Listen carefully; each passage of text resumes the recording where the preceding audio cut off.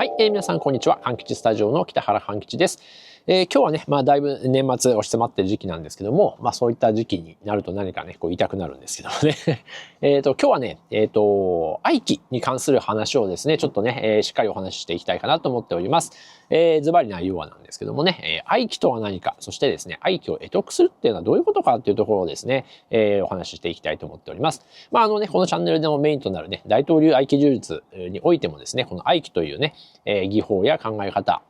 はですね、まさに中枢をなすものでありますし、奥義でもあり秘伝でもあり、でも、非常にね、これからの時代にね、有効活用すればとてつもない可能性があると私は思っているものなのでね、そういったことも含めてね、ちょっとお話ししていきたいと思いますので、ぜひ最後までお聞きください。はい、それでですね、まず愛機とは何かっていうことをですね、ちょっとお話ししていきたいと思うんですけども、このチャンネルもね、中核となすテーマなので、これまでの動画でもお伝えはしてるんですけども、ただですね、この愛機という言葉、それから内容はですね、非常に抽象度の高い話なので、パッと一言でですね、ある一側面から話すことってなかなかできないんですよね。と同時にですね、今ちょうどと言いますか、なんか最近愛機みたいなものが、武術や格闘技の世界では流行りなのかななんかね、ちょくちょく目にすることがね、あるんですけどもね、時々ね、このね、愛機、合気道もそうですけどもね、こういったですね、ちょっと武術的な流行りってなんかこう、周期的にやってきて、私のね、学生時代も一時期あったりとか、その前もあったりとかね、あるいはね、一時中国武術なんか流行る時期もあったりとかね、あってね、なんかこう周期的に来てるような気がするんですけど、またね、最近そういうのがなんか注目されてるのかななんて思ってるんですけどもね。ただですね、この合気の世界とか合気の技術っていうのはですね、一歩間違えると大きな誤解を招くとか、間違った方向、あるいはね、間違った解釈みたいな方にもね、どんどん進んでいきやすいものなんですね。特に私がですね、一番ちょっと気になっているところは、拡大解釈といいますか、古代広告じゃないですけどもね、イメージがすごく先行してしまって、本来の意味合いや形、とかね、内容っていうものをですね、大きく逸脱して、なんかイメージ先行でね、極端に言えばその超能力的なものとかね、そういうね、一歩間違えるとね、そういう方向にね、走りやすいものでもあるんですよ。で、最近なんかね、ちょっとそういう傾向もね、なんか、見え始めているような気もするのでですね、ちょっと私の立場からもですね、お話ししていきたいと思っております。はい、それでですね、ちょっと前置き長くなりましたけど、要するに愛機とは何かっていうことなんですけども、それをすごく端的に結論から言ってしまうと、もうたった一言ですね、私の流派の大統領で言えば、もう気を合わすこと、そこに尽きるということになります。まさにね、愛機というのはもう気を合わすという言葉をそのまま書きますけど、文字通りね、気を合わす技術が愛機ということになるんですね。よくなんか愛機のこのね、例えば武術的な愛機のイメージでは、こうね、大男がね、掴んだりね、こう襲ってくるのをね、愛機をかけることでひょいっとこう、なんかちっちゃいね、おじいさんのようなね、人とかひょいっと投げるって、これがね、イメージがものすごくね、定着しているように見えるんですけども、実はですね、これは愛機がですね、十分に分かってくるとですね、こういう技法とか、技の表面的な形と愛機は、極端な言い方をすれば、全く関係ないんですよね。関係ないっていうとまたそれが、ちょっと極論になっちゃって、もちろん愛機という現象があるがゆえにそういうことも可能になる可能性がある。ね、できる可能性があるというふうに言えるんですけども、ただ愛機がイコールそういうね、何か大きな力をね、投げ飛ばしたりとかですね、何も力を使わずにね、相手を制するっていうことにいきなりイコールになることではないってことなんですね。そんな話を聞いて皆さんどう思いますかね。何言ってんだ、そんなことないと。愛機はそういうものだって思われる方もいるかもしれませんけどもね。ぜひ最後までお聞きいただきたいんですけども、まずですね、よくね、合気の技術でね、大きな力で押さえつけられた。よくあるのがね、こう腕を掴まれた時にね、こうやってね、ひょいってこうね、持ち上げるっていうね、こういう合気上げ。ね、上げ手とも言いますけどもね、こういうものにね、代表されるようにですね、何かこう強い力を跳ね返すっていう現象がですね、合気っていうふうにね、捉えられやすいんですよね。あるいはそういう、合気のね、技術を使ってですね、どこか強く掴まれても相手を投げ飛ばすっていう風になってくるんですけども、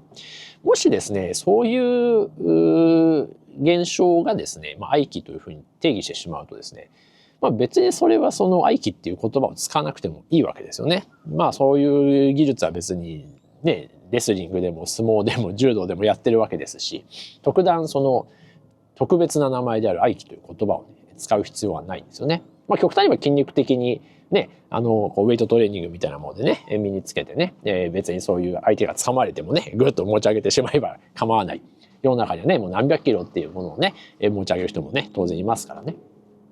だからそういう現象だけ見れば別に愛機という言葉そのものも不要ですし、わざわざそういう必要がないわけですよね。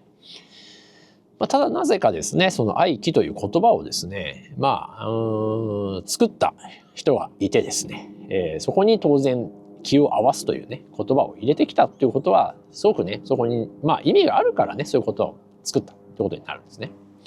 で、じゃあ、愛機っていうのはじゃあそもそもじゃあ何ですかっていうふうに回りくどくね、ちょっと言ってるので、言うんですけど、要するに自分が気が合った、気を合わせた、気を合わせられたっていうですね、感触がもうあればそれが愛機なんですよね。さあこれ納得してもらえますかね。難しいところと言いますかですね、何のこっちゃって話になると思うんですけども、少なくとも、私のこの流派の大統領において愛機ができたかどうかっていうことをですね判断する唯一のバロメーターがあるとしたらですね、自分自身が気があったっていうことをですね身体的にですね体験できたかどうかにかかってます。そういう体験ができた時はもう文字通り愛機そのものになるんですね。なるほど、これが愛機か。つまりもう気を合わすということ以上にもう言うことがないそれぐらい愛機という言葉がピタッと合ってしまう現象のことなんですね。でそれは言葉では説明不能なんですよ。なぜならこれは身体値の世界、つまり身体感覚のみでしか味わえない世界なんですよね。なので愛機、つまり気を合ったっていうピタッっていうこのですね腑に落ちた、もう体そのものがね愛機そのものだっていうふうにですね、感じることがねとても大切なんですね。身体値っていうのは例えばね言葉ではなかなか表せないもの、例えばね味覚、味とかね色、色覚とかね、そういったものは当然甘い辛いね、苦い酸っぱいっていうそういう代表的な言葉はありますけども、例えばですね食べたことのない人にですねその味を教えるって非常に難しいんですね。例えばですね納豆をですね人生食べたことのない人ね、あるいはですね、マグロのね、お刺身をね人生食べたことのない人にですねそれをどう伝えるかっていうとですね、これ極めて難しいと思いませんかね。味そのものを伝えるっていうことになりますので、それはもう味わってもらうしかない。そういうものをね、身体値っていうふうに言うんですけども、実はこの愛機の世界も実はもう強烈な身体値の世界なので、それをですね言葉でね表現するっていうのはねもう不可能なんですね。ただ現象的には同じものが表面的にはね見せることはいくらでもできます。先ほどもお伝えしたようにね相撲とかレスリングとか柔道とかだって同じようなことはね現象的にはできるんですけど、その時に味わってる感覚が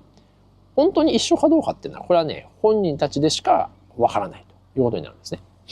なのでここの部分はねまさに身体値なんですけども、少なくともこの愛機っていうものをなんていうのかな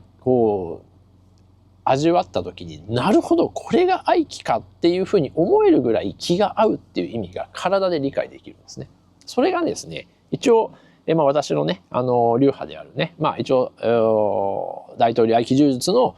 考え方なんです。そうするとね厄介なことにね、じゃあ本当に他人から見た時にその愛機の感覚を味わってるかどうかってね、これねもう分かりようがないんですよ。これがねこの身体値の世界の難しいところであって、それが本当に自分の味わってるものが一般的に言う愛機、あるいは過去の古の達人たちが言う愛機と一緒かどうかっていうことはですね、これは分からない、分かりようがないし分かる方法がないとも言えるんですね。実は私のその流派の源流にあたるですね、佐川派大統領合気柔術、佐川幸義総藩ね、も言ってたんですけども、佐川幸義総藩もね、当然合気の達人として知られていますが、その師匠であるね、武田宗覚氏先生との合気と、その佐川幸義先生の合気が同じかっていうのはですね、佐川幸義総藩自身もわからないって言ってたんですよね。私がやっているこの合気は、もちろん自分でね、いろんな研究を重ねていろんな形に改良してるけども、これが武田先生の言う合気と同じかっていうことはもうどこまで行ってもわからないと。し、一度も武田宗覚先生からそれがね、私の合気と同じだと言われたことは一度もないっていうこともですね、生前におっしゃってるんですよね。つまり合気というのは明確にこれが合気だというそのものを証明する方法は全くなくて、極端なことを言えば自分で思い込むしかないんですよね。これだと勝手に。ただ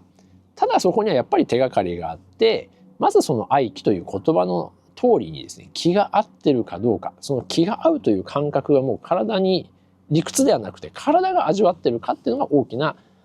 手がかりであり、一つの証拠になるということになるんですね。もちろんそれ以外にもね、付随的な状況証拠としているのはあって、伝統的に言われている、例えば姿勢とかですね、手の形とかですね、その時のね、体の状態とかそういうものがいろいろ状況証拠として伝承してまして、そこと一致してくると、だからこの形が必要なのねとか、だからこの姿勢が必要なのねっていうこともひっくるめて分かってくるんですね。合気ということが分かってくると、だからこういう足さばきしなきゃいけないのね、だからこういう手の形しなきゃいけないのねってことが全部こうですね、それこそ数学的に分かってくる。なんでこれをやってるのか、どうしてこういう計算をしなきゃいけないのか、どうしてこういう証明が必要なのか、なぜならこれをやるためっていうふうにですね、全部点と点がですね、こう線のようにつながっていくんですね。その時に初めてですね、なるほど、これが合気ねっていうふうにね、分かってくるんですよね。そういう性質のものが、合気という世界なので、だからね、極端に言えばですね、証明する方法はないというふうに考えてもね、全然結構なんですよね。かといって、じゃあそれをね、伝承したりね、伝えていかなきゃいけないということがありますので、ちょっとそこの話をね、ここからね、ゆっくりしたいと思っております。要するに、その気が合うっていう体験をどう味わわせるかっていうところに、この合気のね、修行法だったり練習法はね、かかってるんですよね。そこでね、いろんな流派はね、やっぱりこう試行錯誤したりして多分研究してるんですけど、大きく2つに分けられると私は思ってます。一つはね、友好的接触をする練習。で、もう一つはですね、敵対的接触をする練習ってことなんですね。ちょっと難しい言い方ですよね。練習方法、特にこの合気柔術、大東流に関する練習方法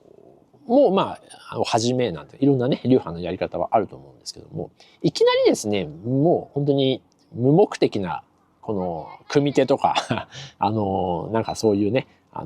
スパーリングみたいなことやってこういう技術は絶対身につかない、ただのねこう体のその素早さとか筋力を競うだけのものになってしまう。技術をね身につけなきゃいけない。でそのためにはいろんな稽古法があるんですけども、その一つにですね、友好的に接触してあげるってことなんですね。友好的っていうのはどういうことかっていうと、例えば代表的な接触で言えば握手がありますよね。お互いこんにちはみたいな握手するね。この握手ってのは当然、友好的な接触なので、お互いがねこうよろしくねという気持ちでいくわけですよね。この瞬間はある意味合気してるとも言えるわけです。相手の気と自分の気をね合わせて、仲良くしましょうというかね、よろしくお願いしますという話なんでね。でこういうのをね友好的接触って考えて、この友好的接触によってこの気が合う感覚を磨いていくというか気づいていくっていうことをですね練習して、なのでこれを発展させていくと、例えばね先ほどこの上げて合気上げというね相手の手をねグッと掴んであげて、それをねこう持ち上げるっていう練習がありますけど、これもね友好的な接触による練習だとある意味ね相手をねバカ力でグッて押さえるのではなくて、相手にこうねうまく気を合わせてあげるような形で持ってあげる。で、相手はね、そこ無理なく、ね、そこをバカ力とか筋肉で使うんではなくて、無理なく上げることで、気が合っていくね、感覚をね、養うっていう、ね、練習なんですね。こちらのね、こういう練習方法はどちらかというと合気道のような、練習体系の方が多く使われているのかなっていうふうに思っております。あるいは大統領で言えばね、堀川光道先生の、系列の練習方法なんかは、見てるとね、こういう友好的接触から合気を身につけようっていうようなね、そんな風に思うんですよね。その一方でですね、敵対的接触もあります。その代表格がですね、私の源流にあたるこの佐川派大統領合気呪術なのではないかと思ってるんですけども、結構佐川幸義総判はですね、そういうその練習内容においてもですね、結構ね、敵対的接触、つまりぐっとね、相手がね、もう困るぐらい押さえつけて、それを何とかせよと。そこに試行錯誤しながら、その中で合気を築け、みたいなですね、そういう練習体系だったんですね。特に、経験者側、つまり先輩側は、後輩側ね、初心者側とか、まだね、稽古の日の浅い人には絶対負けてはならぬというですね、佐川幸義総判の考え方があって、それが弟子たちにも伝わってたので、そういう意味ではですね、道場生同士とはいえですね、お互いがね、ある意味本気の力でぐっと押さえる側は押さえて、でもそれを何とか上げるみたいなね、こういうふうにね、練習を体系をしてたんですね。その中で、この気を合わすという感覚をですね、なんとか身につけさせようっていうのは、この佐川幸義総判の考え方だったんじゃないのかなと思うんですね。これをね、敵対的接触による稽古法と私はね、捉えてるんですね。で、じゃあこれはですね、どちらがいいとか悪いとかっていうと、またこれが難しいところで一長一短あると私は思っております。先ほどのね、友好的接触はもちろん無理なくね、お互いが体格差とか力の差に関係なくね、この感覚を味わえる、気づける可能性がもちろんあると同時に、やっぱり友好的接触なので、どこかね、言葉をですね、選ばなく言えば、やらせ的に見えてしまうところがあるんですね。やらせとかそういうものじゃなくて、そもそもそういう感覚を味わわせるための稽古なんですけども、それがね、お互いの共同作業的になってくる。で、それはもちろん非常に大事な練習方法なんですけども、やっぱりどこかで武術的にね、本来は相手がね、敵対的にグッて掴んできた時もできるようにしなくてはいけないんですけども、そこにね、行くためのですね、道順が難しく逆になる可能性があるんですね。友好的な部分でやっていたがゆえに、また敵対的にグッて掴まれた時にですね、なかなかできないっていうことでね。よくね、その合気道とか、大統領のね、一部流派でもですね、なんかやらせじゃないのっていうふうに、パッと見た人にね、言われてしまうので、多分ね、この友好的接触の練習を、見た人の感想だと思うんですね。別に、そういう練習方法なので、そこは実践的じゃ全然なくてもいいんですけども、ただ、それを実践的に消化させるときにですね、ある一つのね、難しい面がね、どうしても生まれてしまう。ここが課題かなと思っております。一方でですね、先ほどのその敵対的接触の練習方法、そこに代表される佐川派大統領なんかそうなんですけども、ぐーっとお互いがね、弟子同士でも、門人同士でもね、掴むがゆえにですね、ある意味真剣勝負になるので、そこはね、いいところですし、当然ね、そのために必要な体も練られてくるわけですよね。強くもなるし。それは格闘技的な意味でももちろん強くなるっていうのがあるんですよね。ただ敵対的な接触であるがゆえにですね、その微細な合気の感覚もまたつかみづらいっていうね、欠点もあるんですよね。やっぱりですね、佐川幸義先生の道場だった佐川道場でもですね、体はすごく強くなるし、丹田とかですね、全身のね、このつなげる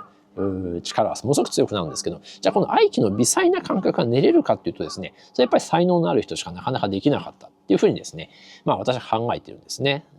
そういうことでですね、この合気を築く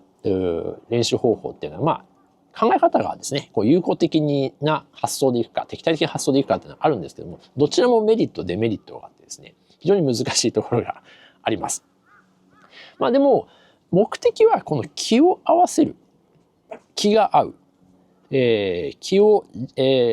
融和させる。そういう発想をメインに持っていくとですね、このどちらの練習方法から出発しても、私は最終的には到達するというふうに思っているんですね。おそらく。まあそれはもうそれぞれのね、流派にやっぱり達人はそれぞれいらっしゃいますので、そういう練習方法の中からですね、きっと気づいて見出して、やっていったのかななんて思ってるんですね。で、まあそういうことでですね、多分愛機という現象はですね、そういう練習を重ねていくことでですね、まあどんな人でもね、ある程度身につけられるものだというふうに私は実は思ってるんですね。なので別に冒頭お伝えしたように別に愛機は特別なものではなくてですね、いわゆる気が合うというね、感覚がね、自分の中でこう体で味わえれば、それはですね、愛機だと思っていただいて結構かなと思います。ただここで一つだけ。じゃあそういう愛機の気を合わせるという感覚が、まあ体でね、知った。あるいはなるほどって思ったからといってですね、じゃあいきなり武術的にですね、何かね、役立てる。ね、最初申し上げた通り、力の弱い人がね、大男投げるみたいなことができるかというとですね、全くできないはずです。それとこれとはまた別の話になるんです。っていうのは、愛機と愛機を使った